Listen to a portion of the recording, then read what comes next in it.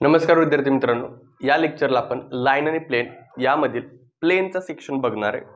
Equation of प्लेनचा section बघणार आहे आणि तो सेक्शन फार महत्त्वाचा आहे कारण त्याच्यावरती सगळ्यात जास्त क्वेश्चन्स तुम्हाला बोर्डमध्ये विचारलेत आणि सीईटी मध्ये पण त्याच्यावरती प्रश्न विचारले गेलेत. ठीक आहे, आतापर्यंत आपण लाईन हा टॉपिक म्हणजे लाईन प्लेन मधला लाईन हा सेक्शन आपण संपवला, ज्यासाठी आपल्याला 3 लेक्चर लागले. पण जे पण मी क्वेश्चन्स घेतले ते क्वेश्चन्स गॅरंटेड तेच क्वेश्चन रिपीट होणार आहेत.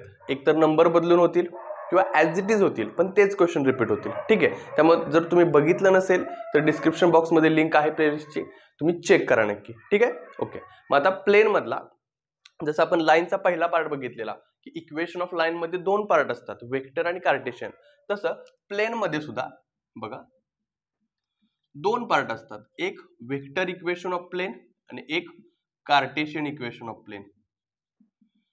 ठीक आहे, आता वेक्टर इक्वेशन ऑफ प्लेन काय, जनरल फॉर्म्युला काय त्याचा, तर R bar dot N bar equal to A bar dot N bar.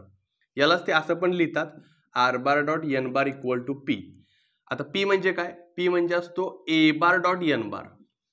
Clear आहे, म्हणजे सांगतो आता कशाला काय काय म्हणायचं. जसं आपण लाईन मध्ये बघितलेलं इक्वेशन मध्ये कुठल्या नोटेशनला काय म्हणतात आणि तो गिवन डाटा कसा विचारतात, तर तो पार्ट आपण क्लिअर करूयात. आर बार म्हणजे नेहमीप्रमाणे काय असणार सांगा, एनी पॉइंट. ठीक आहे, इन द प्लेन किंवा प्लेन पासिंग थ्रू पॉइंट असतंय. जशी लाईन पासिंग थ्रू पॉइंट म्हणतो तशी प्लेन पासिंग थ्रू पॉइंट असणार आहे, तो पॉइंट असणार आहे एनी पॉइंट. एन बार, आता याला नाव वेगवेगळे आहेत बघा. एन बारला म्हणतात नॉर्मल वेक्टर, त्याचबरोबर त्याला म्हणतात परपेंडिक्युलर वेक्टर, त्याचबरोबर त्याला अजून म्हणतात डायरेक्शन रेशो. हे 3 नावं लक्षात ठेवायची. तुम्हाला कुठे परपेंडिक्युलर वेक्टर दिसलं तर लक्षात ठेवायचं तो एन बार असणार आहे, डायरेक्शन रेशो म्हणजेच एन बार आणि नॉर्मल वेक्टर म्हणजेच काय सांगा, एन बार. लाईन या टॉपिक मध्ये, लाईन या पॉइंट मध्ये बी बार जो काम करतो, बी बार म्हणजे तिथं काय होतं, डायरेक्शन रेशो होतं. तसंच इथं डायरेक्शन रेशो काय, एन बार आहे, हे लक्षात ठेवायचं आहे. मग आता इथं इक्वेशन ऑफ प्लेन चेंज होईल, कशामुळे चेंज होईल, तर ते चेंज होईल ह्या एन बार मुळे. कारण जशा कंडिशन्स असतील त्याप्रमाणे तुमचा जो काय डायरेक्शन रेशो काढायच्या मेथड्स आहेत त्या बदलतात. ठीक आहे, ओके. आता कार्टेशियन इक्वेशन याचं काय असतं, याचं कार्टेशियन इक्वेशन असतं A X plus B Y plus C Z plus D equal to 0. Clear आहे, ओके. मग आता यामध्ये भरपूर टाईप तुम्हाला बघायला मिळतात. यामध्ये 1 ते 2च टाईप आहेत फक्त. ठीक आहे, वेक्टरचं कन्वर्जन कार्टेशियन मध्ये पण करायला सोपा पार्ट आहे. ठीक आहे, मग आता एक एक पार्ट समजून घ्या. काय काय असते सांगतो तुम्हाला. कंडिशन्स कशात, कारण त्याच कंडिशनवरती आपण प्रश्न बघणार आहे. आता तुम्हाला असं सांगितलं जातं की equation of plane passing through point A and perpendicular vector. आता परपेंडिक्युलर वेक्टर म्हणजेच काय, तर हा झाला तुमचा ए बार आणि हा झाला तुमचा एन बार. मग हे दिलं असेल तर तुम्हाला इक्वेशन इथं काय तयार झालेलं मिळेल, R bar dot N bar equal to A bar dot N bar. हे वेक्टर इक्वेशन असणार आहे. काय सांगितलं मी तुम्हाला, equation of plane passing through point A and perpendicular to vector जो काय दिला असेल तो त्याला आपण एन बार म्हणणार आहे. अजून काय म्हणतात ते, equation of plane passing through point A and DRS. DRS म्हणजेच थोडक्यात काय असणार आहे, हा एन बार असणार आहे. त्यालाच आपण इक्वेशन लिहिताना कसं लिहिणार, मग हा ए बार झाला आपला आणि हा काय झाला एन बार. मग R bar dot N bar equal to A bar dot N bar. R bar हा अननोन पॉइंट आहे, आर बारचा आर बारच ठेवायचा, त्यात काही बदल करायचा नाही. त्यानंतर अजून ते काय म्हणतात, equation of plane passing through point A and normal vector. Normal vector म्हणजे थोडक्यात काय लक्षात येते तुमच्या, नॉर्मल वेक्टर म्हटलं की त्याला पण आपण काय म्हणणार, एन बार म्हणणार. त्याचं इक्वेशन कसं येणार आहे, R bar dot N bar equal to A bar dot N bar येणार आहे. ठीक आहे, अजून कसं विचारतात तुम्हाला, equation of plane passing through 3 points. Passing through 3 points, 3 point मधून पास होत असेल तर कसं करणार तुम्ही सांगा इथं. मग 3 पॉइंट मधून जर पास होत असेल प्लेन ए बी सी, तर ह्या 3 पॉइंट मधला जो पहिला पॉइंट आहे त्याला आपण ए बार म्हणतो. 3 पॉइंट मधला जो पहिला पॉइंट आहे त्याला आपण काय म्हणतो, ए बार. आणि आता ऐका, लक्ष द्या, आता ह्याचा पार्ट मी तुम्हाला एक्सप्लेन करतो. ही प्लेन आहे आणि ह्या प्लेन मध्ये 3 पॉइंट आहेत, 1 2 3. ठीक आहे, आता तुम्हाला एक नॉर्मल वेक्टर म्हणजे काय माहितीये का नक्की, तर ही जी प्लेन आहे ह्या प्लेनला जो परपेंडिक्युलर वेक्टर असतो त्याला आपण नॉर्मल वेक्टर म्हणतो. ठीक आहे, परपेंडिक्युलर वेक्टर म्हणतो. आणि एन बार म्हणजे नेहमी आपल्याला जो वेक्टर लागणार तो वेक्टर कसा पाहिजे, प्लेनला परपेंडिक्युलर वेक्टर पाहिजे. ठीक आहे. मग आता मला सांगा, जर आपण याला नावं दिली ए, याला नाव दिलं आपण बी, ठीक आहे, किंवा असं करूयात आपण याला बी नाव देऊयात, याला आपण ए नाव देऊयात, याला आपण सी नाव देऊयात. तर ह्या दोन पॉइंट पासून एक डायरेक्शन रेशो आपल्याला मिळू शकतो, जे आपण काय म्हणणार आहे, ए बी बार म्हणणार आहे. या दोन पॉइंट पासून आपल्याला एक डायरेक्शन रेशो मिळू शकतो, त्याला आपण म्हणणार एसी बार. आता दोन पॉइंट वरून डायरेक्शन रेशो कसं काढायचं हे तुम्हाला मी लाईन टॉपिक मध्ये सांगितलंय पूर्णपणे.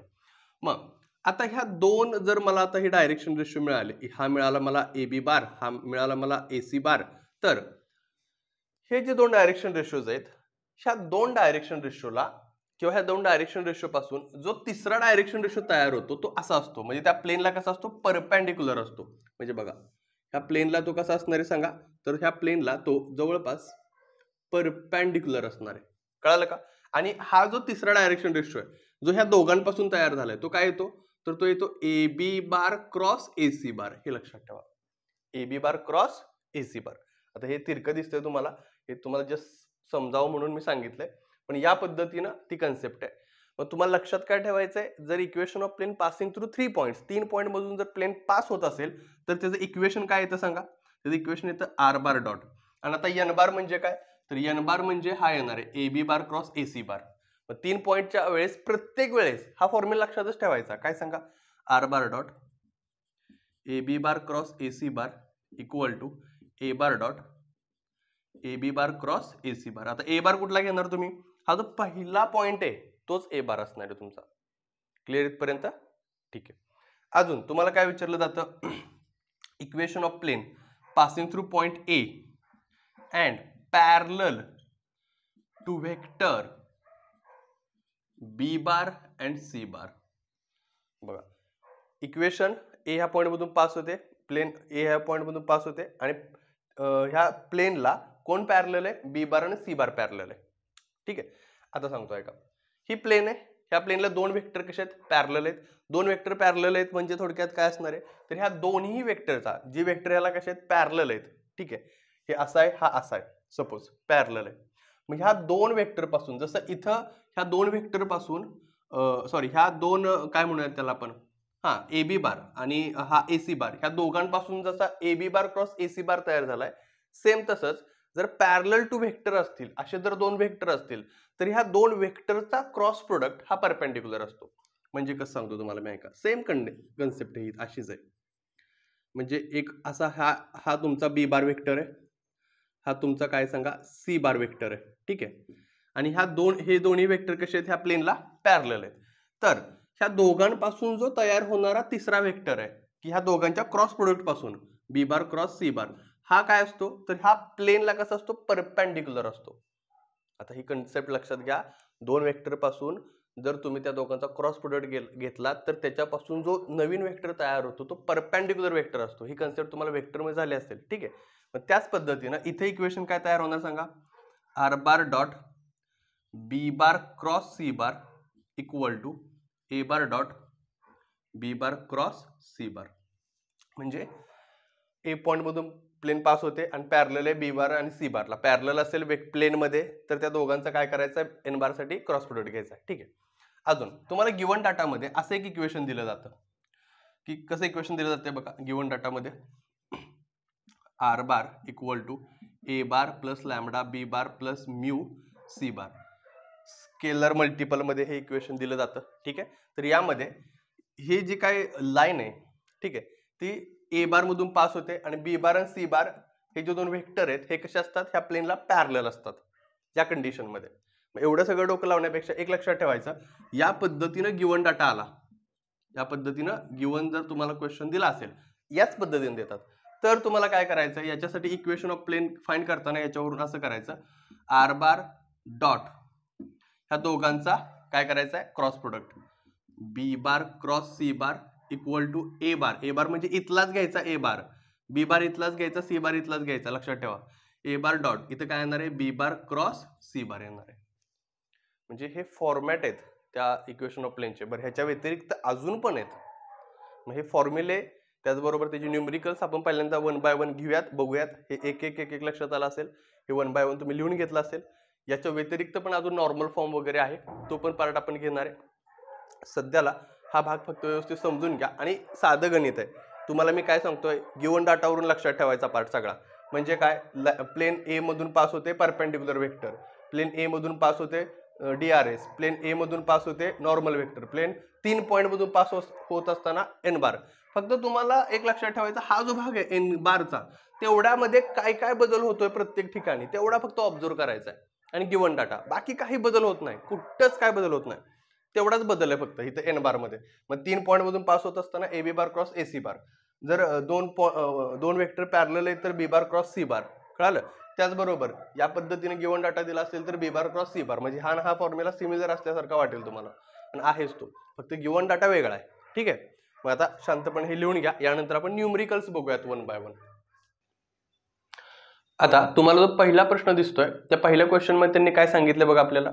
तर पहिल्या क्वेश्चन मध्ये त्यांनी आपल्याला दिलेला आहे प्लेन ज्या पॉईंट मधून पास होते तो पॉईंट आणि नॉर्मल वेक्टर म्हणजे डायरेक्शन रेशोज दिलेत जो की नॉर्मल आहे. मग आता तुम्हाला माहिती आहे, सरळ साधं सोपं गणित आहे, मार्च 22 ला विचारलेलं. कसं सोडवताना तर तुम्हाला ए बार माहिती आहे, एन बार माहिती आहे, आणि तुम्हाला कसलं इक्वेशन विचारलंय, तर तुम्हाला विचारले कार्टेशियन इक्वेशन. मग कार्टेशियन इक्वेशनसाठी जर तुम्हाला ए बार आणि एन बार माहीत असेल किंवा डायरेक्शन रेशो माहीत असतील तर कसं सोडवणार आपण, तर त्यासाठी फॉर्म्युला आहे कार्टेशियन, आपण म्हणूयात equation of plane. Cartesian equation of plane काय फॉर्म्युला आहे, A in bracket x minus x1 plus B in bracket y minus y1 plus C in bracket z minus z1 equal to 0. Clear आहे? Okay. आता A B C म्हणजे direction ratio आणि x1 y1 z1 म्हणजे हा ए चा point असणार आहे. ठीक आहे. मग व्हॅल्यू पुट करा त्याच्यामध्ये. ए म्हणजे किती येणार आहे 3 in bracket x minus 1 plus B किती येणार आहे तर 2 in bracket y minus 2 plus C म्हणजे 5 z मायनस z1 किती आहे 3 आहे इक्वल टू 0. करेक्ट आहे? ओके. आता 3 आतमध्ये मल्टिप्लाय करा.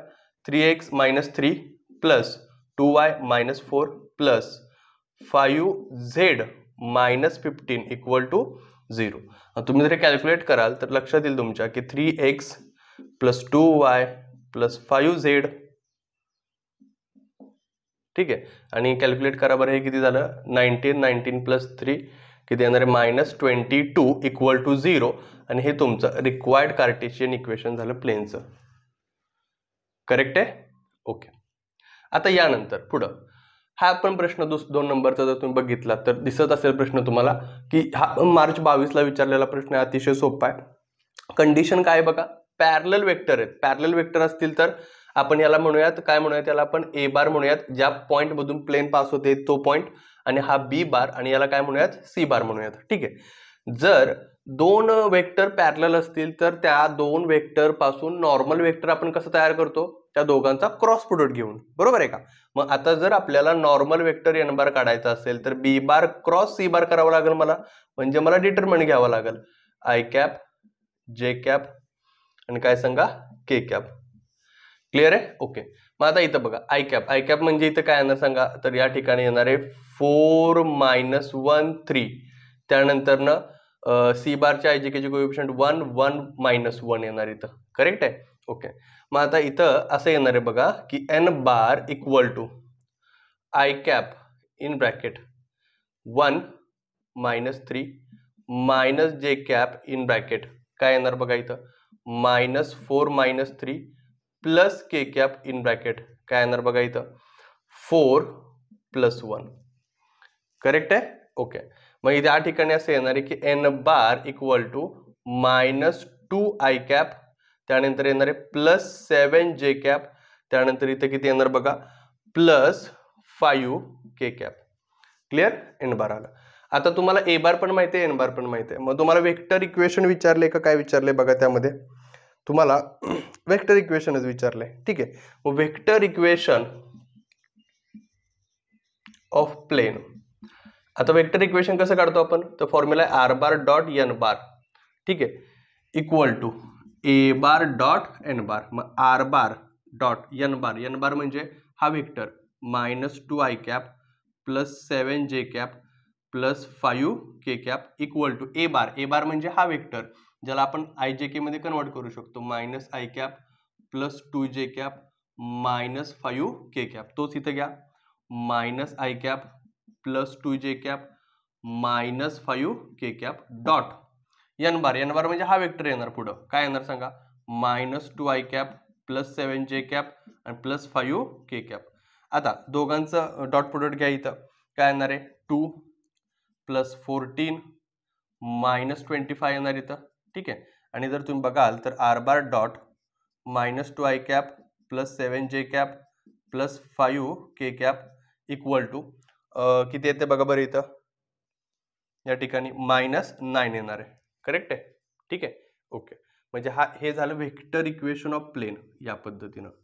फार सोपा भाग असतो जास्त काय अवघड नाहीये. आता तिसरा प्रश्न तुम्ही तिसरा प्रश्न जर बघाल तर तिसऱ्या प्रश्नामध्ये त्यांनी काय दिलं आपल्याला तर तिसऱ्या प्रश्नामध्ये सांगितलंय the coordinate of foot of perpendicular drawn from origin to plain.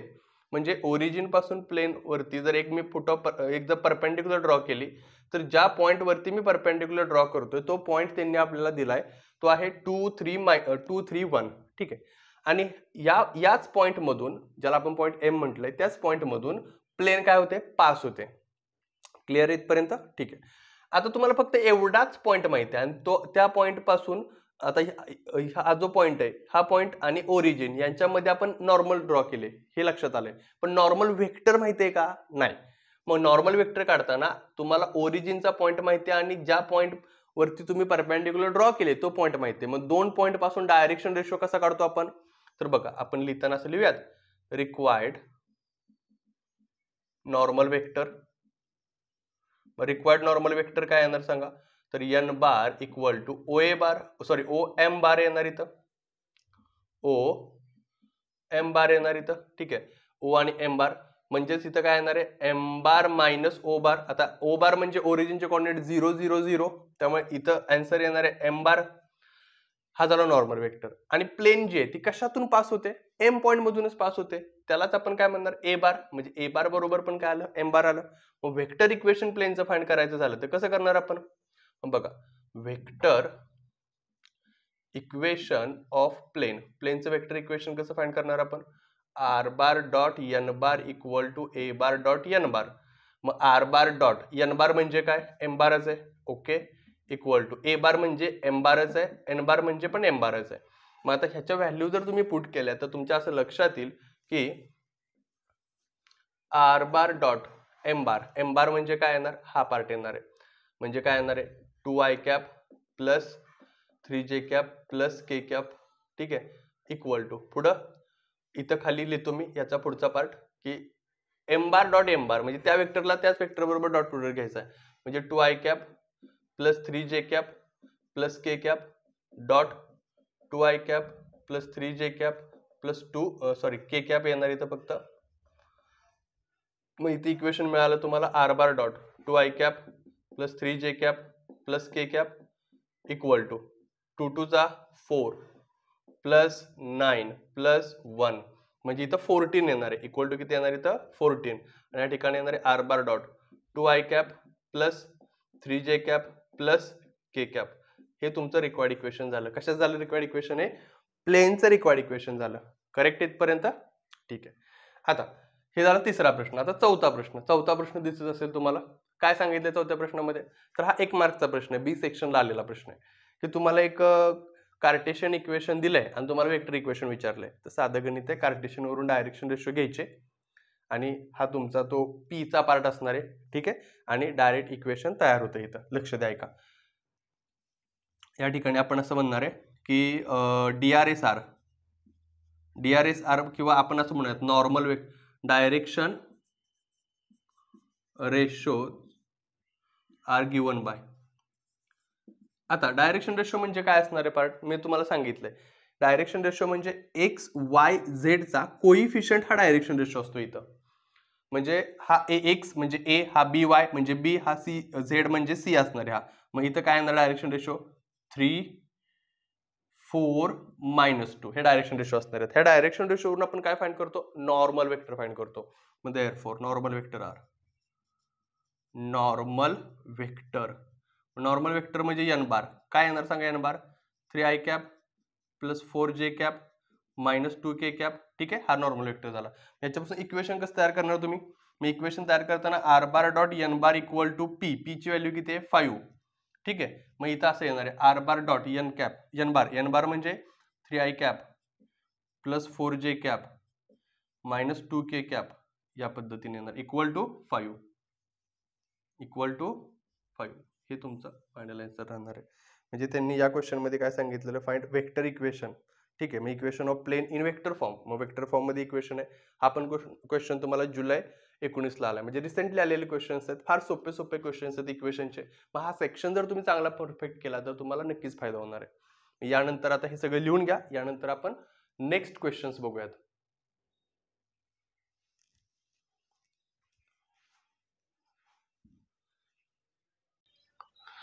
आता हा जो प्रश्न दिलाय, या प्रश्नामध्ये त्यांनी काय सांगितले बघा, find Cartesian equation and vector equation.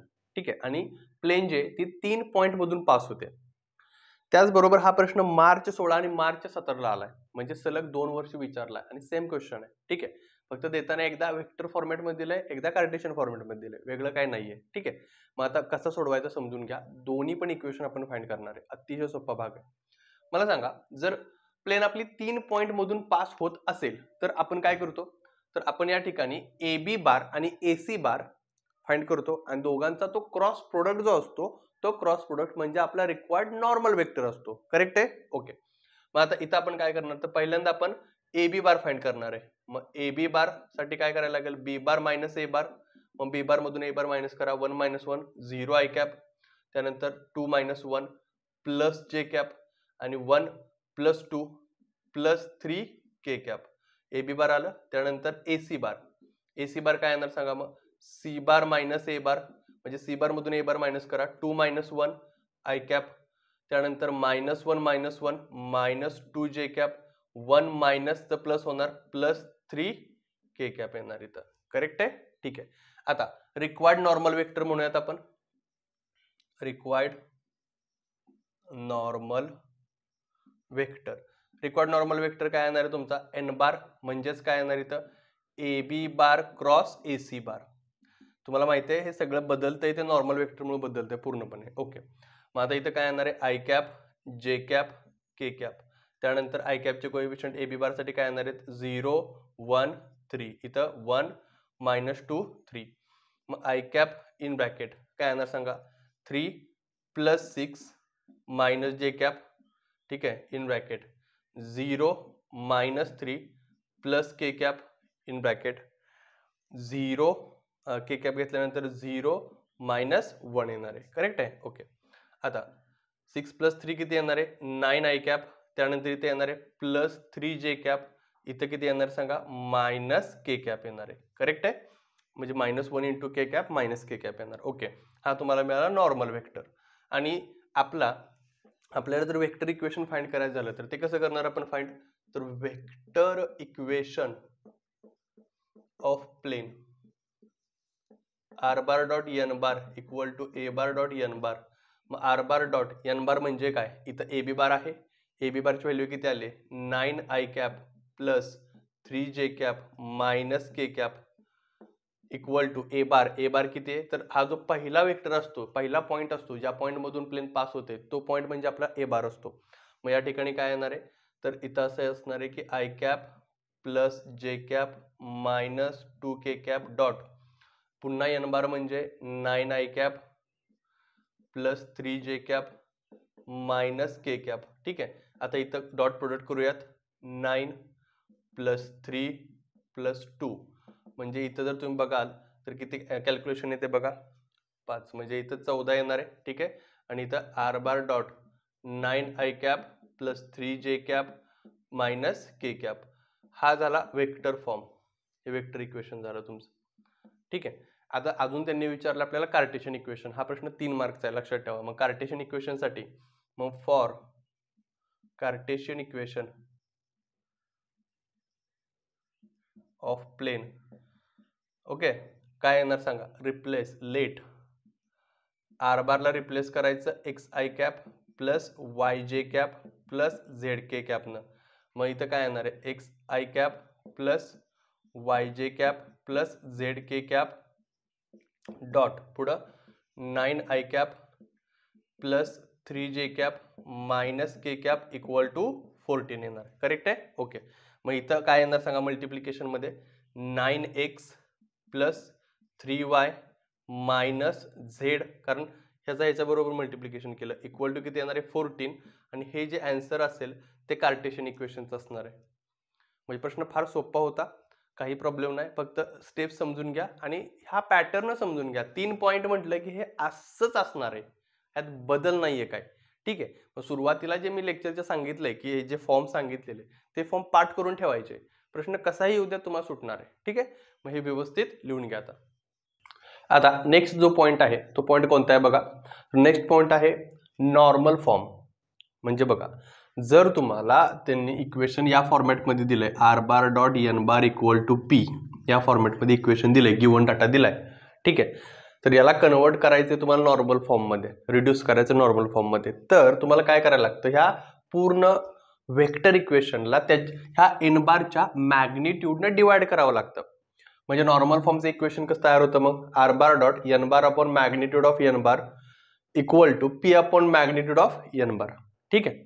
आता या ठिकाणी एक गोष्ट काय लक्षात ठेवायची बघा, तर या ठिकाणी हा जो P upon magnitude of N bar आहे, किंवा तुम्हाला इथं दिसत असेल डी अपॉन, ठीक आहे, काय under root A square plus B square plus C square, हा जो भाग आहे याला म्हणतात length of perpendicular from origin.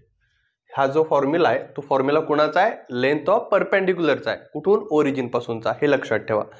मग तुम्हाला ज्यावेळेस विचारतील ते लेंथ ऑफ परपेंडिक्युलर हा डाटा देऊन, इक्वेशन देऊन, तर तुम्हाला काय करायचं आहे, सिंपली नॉर्मल फॉर्म मध्ये कन्वर्ट करायचं आहे आणि हा जो भाग आहे तोच आपला लेंथ ऑफ परपेंडिक्युलर असणार आहे. करेक्ट आहे.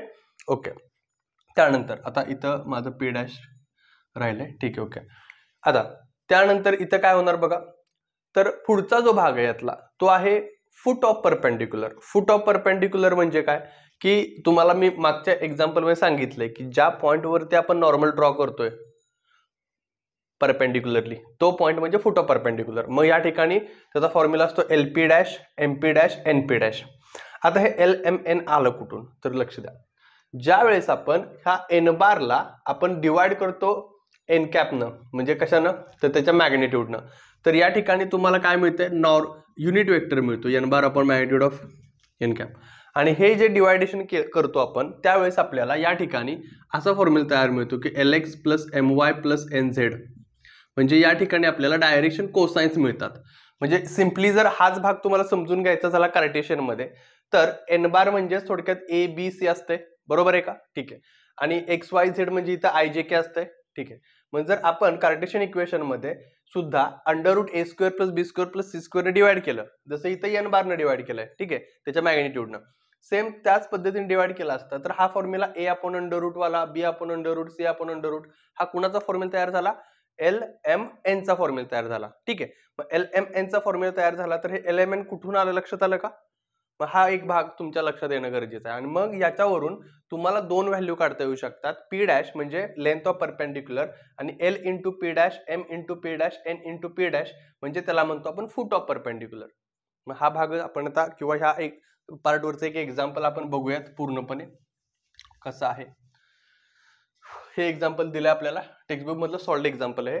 मग याच्यामध्ये काय दिलंय त्यांनी सांगा, तर R bar dot 3i cap minus 4j cap plus 12k cap equal to 8. याला काय करणार आपण, तर डिवाइड करणार. कशाने डिवाइड करणार आहे, तर डिवाइड बाय, बघा आपण असं म्हणूयात की याला N bar equal to 3i cap minus 4j cap plus 12k cap. ठीक आहे. मग ह्याची मॅग्निट्यूड काढली असता काय येणार आहे, अंडर रूट 9 प्लस 16 प्लस 144, म्हणजे किती येते बघाय, तर या ठिकाणी येणार 169. 169 म्हणजे किती आलं, 13 आलं. म्हणजे मॅग्निट्यूड किती आली, 13 आली. म्हणजे ह्या पूर्ण इक्वेशनला कशाने डिवाइड करायला लागेल, एन कॅपनं डिवाइड करायचं, म्हणजे 13 ने डिवाइड करायचं. ठीक आहे, मॅग्निट्यूडने डिवाइड करायचं थोडक्यात. मग आता इथं काय म्हणणार मी, म्हणताना याला इक्वेशन नंबर 1 म्हणतो, असं म्हणतो divide equation 1 by magnitude of N. मग त्यांनी जर डिवाइड केला असता काय आपल्याला इक्वेशन मिळेल, आर बार डॉट पूर्ण पार्ट एन कॅपचे मॅग्निट्यूड किती आले, तर इथं 3i cap minus 4j cap plus 12k cap upon 13 equal to 8 upon किती येणार, इथं 13 येणार आहे. ठीक आहे, म्हणजे हा झाला तुमचा नॉर्मल फॉर्म. हा काय झाला नॉर्मल फॉर्म, हा पूर्णपणे जो आता दिसतोय तो. ठीक आहे, म्हणजे इथं आपला जो पहिला प्रश्न होता कन्वर्ट इनटू नॉर्मल फॉर्म तो सुटला. आता त्यानंतर length of perpendicular from origin. तुम्हाला मी आत्ताच सांगितलंय की हा जो पी डॅश आहे तो पी डॅश म्हणजे थोडक्यात हा एक भाग आहे जर कार्टेशियन इक्वेशन असेल तर, आणि हा एक भाग आहे नॉर्मल वेक्टर असेल तर. ठीक आहे, म्हणजे वेक्टर इक्वेशन असेल तर. मग आता या ठिकाणी जर लेंथ ऑफ परपेंडिक्युलर तुम्हाला फाइंड करायचंय, लेंथ ऑफ परपेंडिक्युलर, तर कसं येणार इथं, तर length of perpendicular equal to हा भाग येणार आहे 8/13. आणि फूट ऑफ परपेंडिक्युलर कसं फाइंड करणार, फूट ऑफ परपेंडिक्युलर, तर ते असतंय एल पी डॅश म्हणजेच थोडक्यात यल म्हणजे काय येणार आहे सांगतो.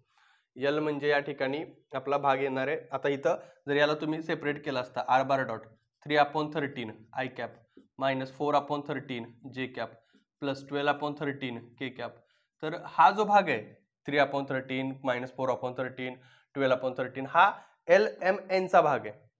कारण जर आपण under route a² + b² + c² ने डिवाइड करत असेल तर LMN मिळतं आपल्याला इथं. ठीक आहे, मग LMN लक्षात आलं तुमच्या, हा पार्ट असणार इथला. मग आता LP म्हणजे 3/13 इंटू पुढं काय येणार आहे 8/13 येणार आहे. ओके, मग हे मल्टिप्लिकेशन करून तुम्हाला आन्सर मिळून जाईल पुढं. त्यानंतर MP डॅशला काय येणार आहे मायनस 4/13 इंटू 8/13 येणार आहे. त्यानंतर पुढं NP डॅश म्हणजे काय येणार सांगतो, या ठिकाणी 12/13 इंटू पुढचा पार्ट कोणता असणार आहे तुमचा 8/13च राहणार आहे सेम. करेक्ट आहे, मग ह्या दोघांचं कॅल्क्युलेशन तुम्ही केलं तुम्हाला आन्सर मिळून जाते. हा झाला तुमचा फूट ऑफ परपेंडिक्युलर. म्हणजे हा एक सेक्शन आहे की तो फार महत्वाचा आहे. मग सिमिलरली तुम्हाला कार्टेशियन फॉर्मॅटमध्ये जरी विचारलं तरी तुम्हाला हा सेक्शन आला पाहिजे, कारण ह्याच्यावरती सीईटीला इम्पॉर्टंट क्वेश्चन्स विचारले जातात. तुम्हाला आता बोर्डसाठी पण हा पार्ट विचारला जाऊ शकतो, शक्यता जास्त आहे या पार्टवरची विचारण्याची. ठीक आहे, मग आता हा भाग आहे तो व्यवस्थित लिहून घ्या. हे फॉर्म्युले सगळ्यात महत्वाचे आहेत, हे लिहून घ्या. यानंतर आपण नेक्स्ट क्वेश्चन बघूयात. आता नेक्स्ट जो क्वेश्चन आहे जो तुम्हाला दिसतोय क्वेश्चन, त्या क्वेश्चन मध्ये आपल्याला त्यांनी काय विचारले बघा. तर प्रश्न फार महत्वाचा आहे. तुम्हाला या प्रश्नामध्ये विचारलंय की जर तुम्हाला या फॉर्मॅटमध्ये इक्वेशन दिलं तर नॉर्मल वेक्टर फाइंड करायला लावलाय त्यांनी तुम्हाला, नॉर्मल वेक्टर, त्याचबरोबर नॉर्मल फॉर्म इक्वेशन तयार करायला लावलंय आणि कार्टेशियन फॉर्म तयार करायला लावलाय. ठीक आहे, मग आता हे सोडवताना कसं सोडवायचं बघा शांतपणे, कारण इक्वेशनचे वेगवेगळे फॉर्मॅट जोपर्यंत तुमच्या लक्षात येणार नाहीत तोपर्यंत तुम्हाला ओव्हरऑल जी इक्वेशनची डेप्थ आहे ती कळणार पण नाही. ठीक आहे, मग आता लक्ष द्या. जर तुम्हाला मी सांगितलंय इक्वेशनचा फॉर्मॅट असा आला R bar equal to A bar plus lambda B bar plus mu C bar, तर यासाठी मी इक्वेशन काय सांगितलं तुम्हाला वेक्टर इक्वेशन, तर इक्वेशन असं होतं, equation of plane R bar dot B bar cross C bar equal to A bar dot काय येणार आहे बी बार क्रॉस सी बार, या पद्धतीनं इक्वेशन येणार आहे. करेक्ट आहे. ओके, आता यानंतर बी बार क्रॉस सी बार पहिल्यांदा तुम्हाला फाइंड करावं लागेल. मग आता या ठिकाणी मला सांगा ए बार म्हणजे इथं काय येणार आहे 2i cap plus K cap येणार आहे. बी बार म्हणजे आय कॅप येणार आहे. आणि सी बार म्हणजे तो पूर्ण वेक्टर येणार आहे.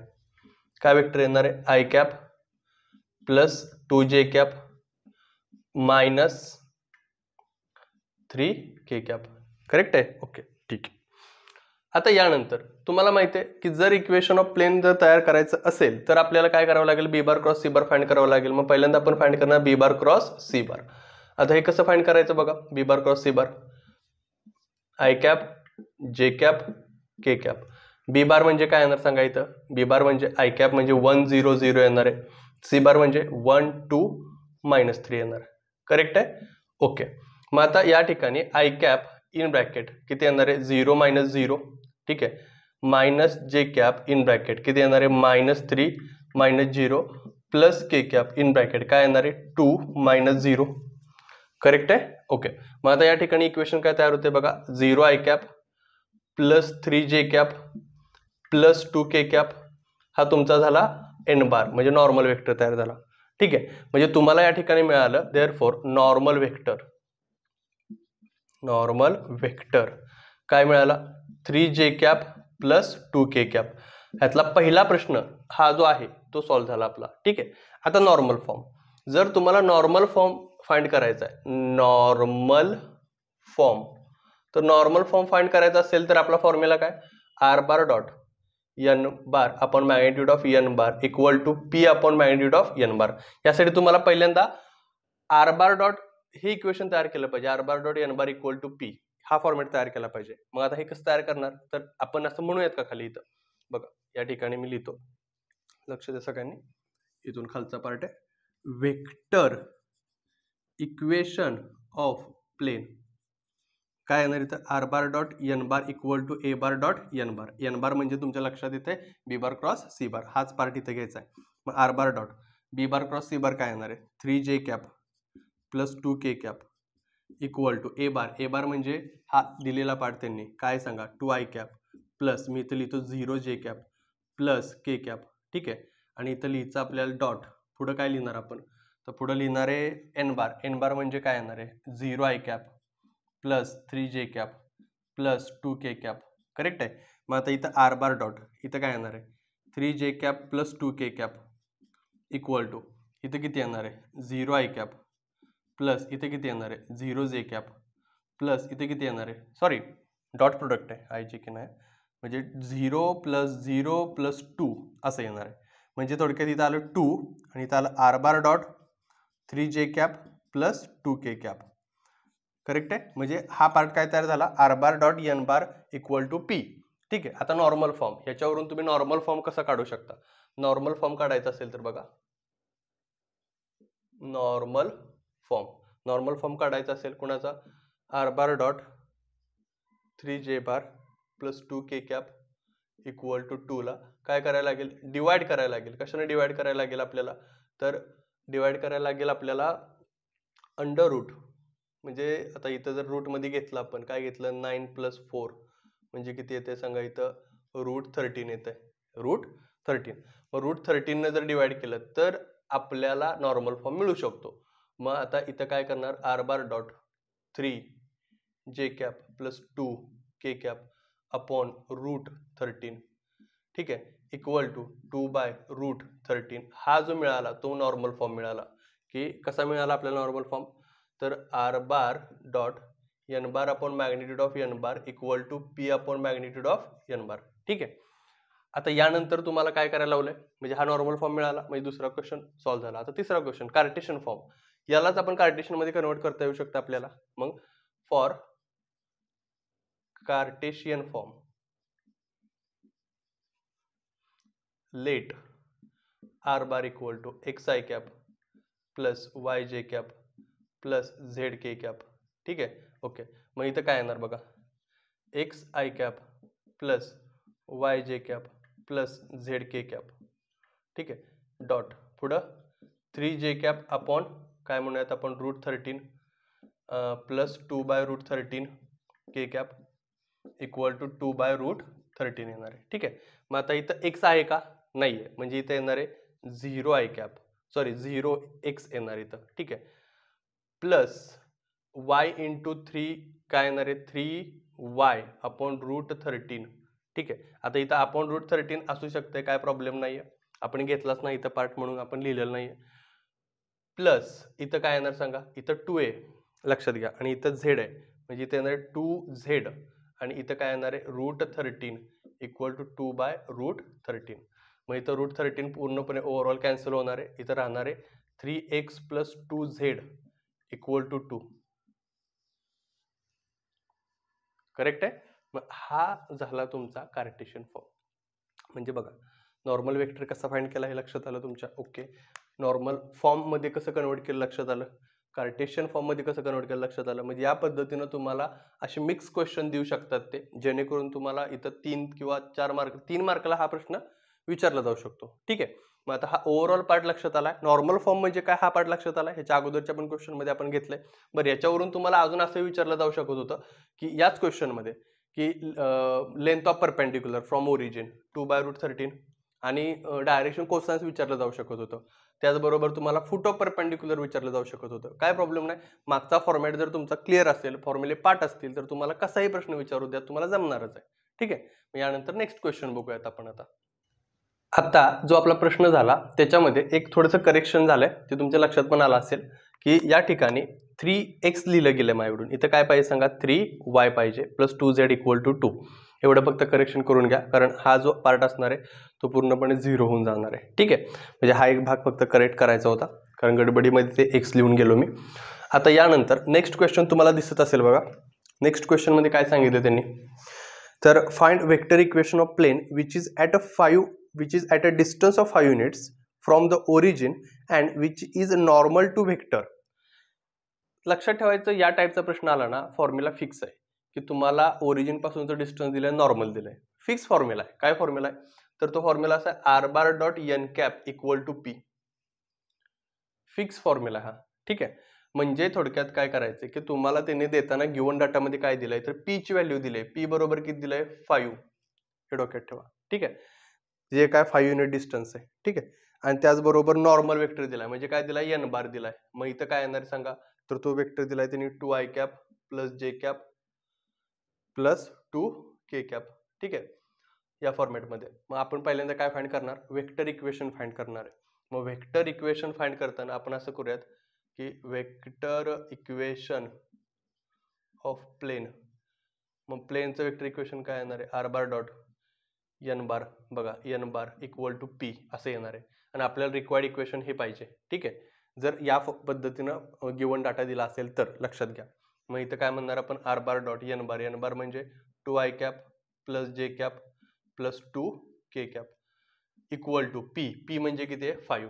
आता याचं कन्वर्जन तुम्हाला याच्यामध्ये करायचं आहे, तर काय करावं लागेल, तर एन बारच्या जागेवरती आपल्याला एन कॅप घ्यायचं आहे. मग एन कॅप बरोबर काय येणार सांगा, N bar upon magnitude of N bar. बरोबर आहे, एन बार किती आहे इथं, 2i cap plus J cap. ठीक आहे, प्लस 2k कॅप. तिची मॅग्निट्यूड काढली असता अंडर रूटमध्ये 4 प्लस 1 प्लस 4 म्हणजे किती येणार सांगा, 3 येणार इथं. म्हणजे एन कॅपची व्हॅल्यू काय आली सांगा इथं, 2i cap plus J cap plus 2k cap. ठीक आहे, आपण किती येणार आहे, 3 येणार आहे. करेक्ट आहे. आणि आता मग आपण काय म्हणणार, required vector equation of plane. ठीक आहे, मग काय येणार सांगा इथं, R bar dot N cap equal to P. बरोबर आहे.